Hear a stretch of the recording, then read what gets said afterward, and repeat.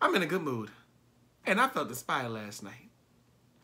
Well, let's get to it. I'm just up in my sway. Stay in my bag, I got plenty for days. Cheap in that Zod, don't come with no haze. Jewelry all on me, it's wet like a tray. Addicted to pay. Know all the steppers, no kidding to play. Look at my team, see all of us made. Came a long way for minimum wage. Hey. That's some good water. Okay. Hello. MU7 here back with another video. So last night I was asked about Invoker. As you guys know, I did a lot of Invoker videos in the past. A lot of my deck lists are still on this video on my channel. So today I want to do a breakdown on how to play Invoker. Now these are baby steps, little basic baby steps, but I'm gonna do my best. You understand me? Invoker for life.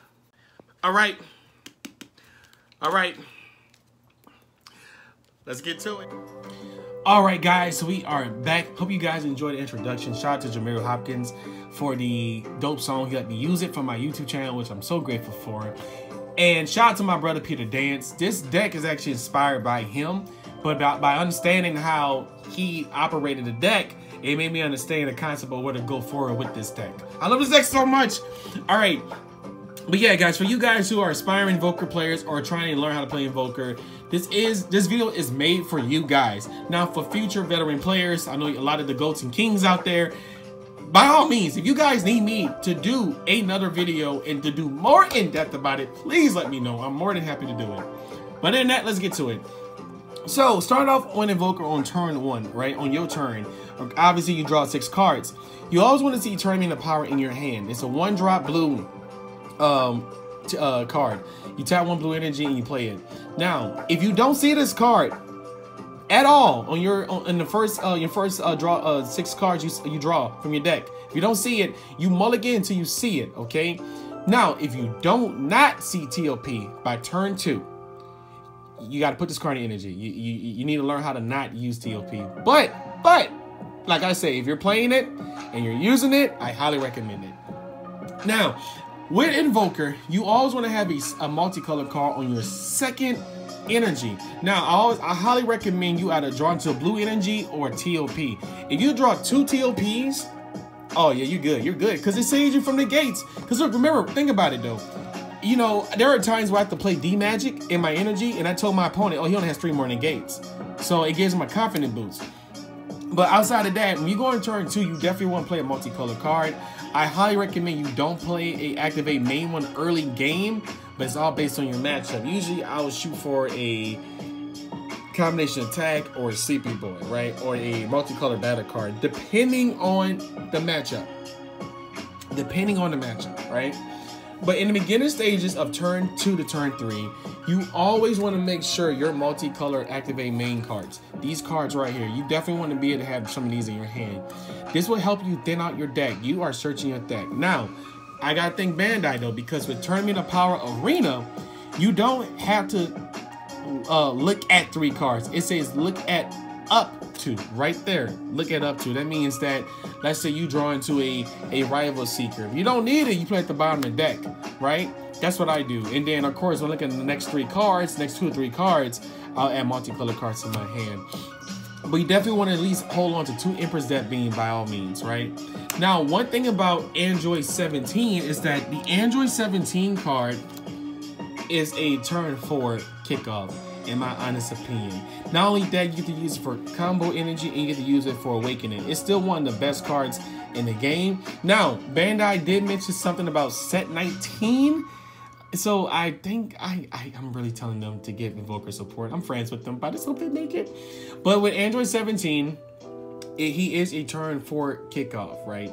He's definitely a turn 4 kickoff, and I think that his main goal is to just, you know, save you time until you get into, you know, Apex of Power, Rival Seeker.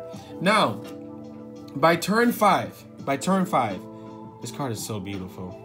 Look, guys, look at it. See, by the way, I use Awakened Power sleeves because this deck is dedicated to Awakened Power. I used to run Awakened Power in my Invoker deck for a very long time. But you know, you got to keep moving forward. So with Son Goku Vegeta Apex of Power, right? Of course, he's a turn 5. He shuts off the board except for non-extra cards, right? By turn 5, you definitely want to play this card. Now, can you attack with it? Sure. Can you, you know, try to get the victory strike out of your opponent, out of your opponent's life? Sure. It happens. You will succeed 80% of the time. No, 90% of the time, as long as you don't have no gates in the hand. But you do have your leader here, right? Your leader lets you look through your opponent's hand. This leader is so broke. It's actually one of my favorite leaders of all time. Stay woke. But yeah, you play this on turn 5. Now, on turn 6, you will go into Rival Seeker, right? So that way, you can have an Invoker on the board, and you can go into Son Goku Instinct Surpass. Now, this is a little trick. You will play Apex on turn 5, shut their board off. Don't, yeah, you try to go for an attack, but you shut their board off, and then on your turn 6, you gain control with Rival Seeker and Son Goku Instinct Surpass. So while you have an Invoker on the field and you have a 6-drop on top, you're just constantly going in. Now, I want to do some breakdowns on the multicolor cards a little bit more, right? Emperor's Death Beam is probably one of the best extra cards in the game, in my honest opinion, because it negs 30, ignoring barrier. And you notice that they're making more cards with like 35k and up. Emperor's Death Beam is a very great card. Royal Condemnation is a full is an energy cost of 1 with Invoker, but of course you can tap forward to 4. I recommend you don't do that. But it says instead of being played, it's placed in the bottom of the owner's deck. So that means that these certain cards you want to see based on certain matchups, right? These cards are definitely good for Overwhelm as well. Now, another card you definitely want to see is Weirdness Together. Weirdness Together is, I run 2 of these in the deck. I just feel like because of all the new stuff that's out, all the new things that are coming through in the deck, you just want to be able to search it out. This deck is so fun. It's so beautiful. But man, let me tell you, in order to play this deck, you have to know your matchups. You have to pilot. Now, I went to Akon a while back. I already had, like I told you before, I had Ray U7 Goku built, but I knew that I wanted to play Invoker because I haven't played it in so long. Also, I wanted to give a huge shout out to my brother all the way from Europe, of course, Peter Dance. Peter Dance, you are the king of Invoker in Europe. There's no question about it. But yeah, thank you, brother, for your list. But yeah, so with this deck here, it's a slow play. You're more defensive, but you go for aggro turn 6.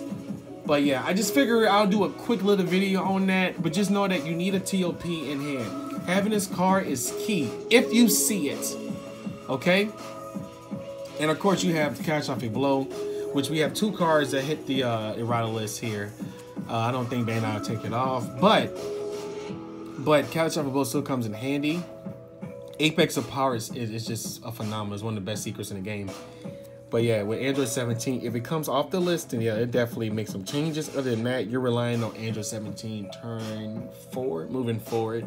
So you always want to keep your negates in hand. Having your negates, the D-Magic, and Sleepy Boy. Now, I do run 2 of these. No. I run 6 negates, 2 Sleepy Boys, and 4 D-Magics. But you want to make sure that you're using them at the right time. And then the beautiful thing about this is actually I don't run 6 negates. I run 8. I actually run 9. Oh my gosh, I cannot count. I run 3 Violent Rays. Now, Violent Ray is such an iconic card. But like I say, late game, you want to keep your negates. And if you feel like your opponent is doing pressure, you always want to keep your Beerus Super combos in hand. The Beerus Super combos is not really meant for you to combo out unless you're going for game, but these are meant to help you survive powerful attacks. So having these and having a Sentinel Beam are key. So I hope it helps out this little breakdown video. Please let me know if it doesn't. I will gladly do another video. Guys, I really hope that example of Invoker helps. Like I said, just let me know. This deck is so fun. It's so beautiful. I'm thankful. I thank God that isn't a rotation. I'm thankful that Bandai, they move on with that. I mean, in this community, we have so many of our favorite cards in this game. They always will be the meta deck. It is what it is. The game got to keep moving forward. With Zenkai Boost coming out, I don't know where. I don't even know. People been asking me like, hey man, I know you know something about Bandai and Zenkai Boost, man. I don't know. I just want an Invoker Unison. I really do. But other than that, I hope you guys enjoyed that little breakdown of it. That's just one example of how Invoker works. There's so many, as Joku would say about Ryu 7 Goku, there's codes to crack through Ryu 7. And with Invoker, I always think every time a new meta, a new set comes out, playing with Invoker, there will always be certain codes and barriers outside of the multicolors, and using Invoker as the one, as the source to help your multicolor card be used as one.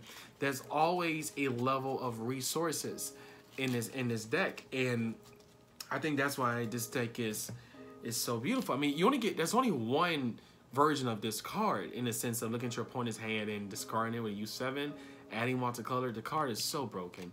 The leader is so good.